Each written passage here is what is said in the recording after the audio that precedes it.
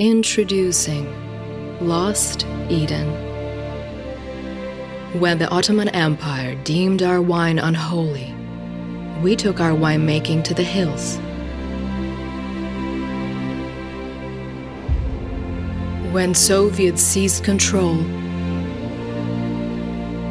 we took our recipes underground, using centuries-old techniques to make the wine we love by moonlight.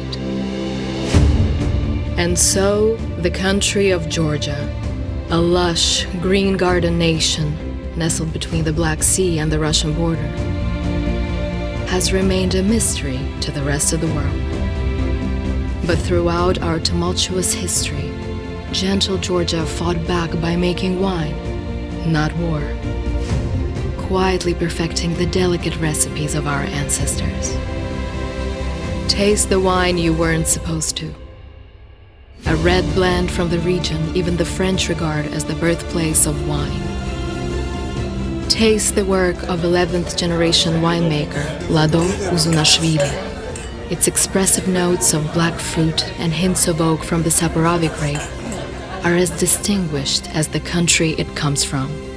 Taste wine's original recipe, Lost Eden.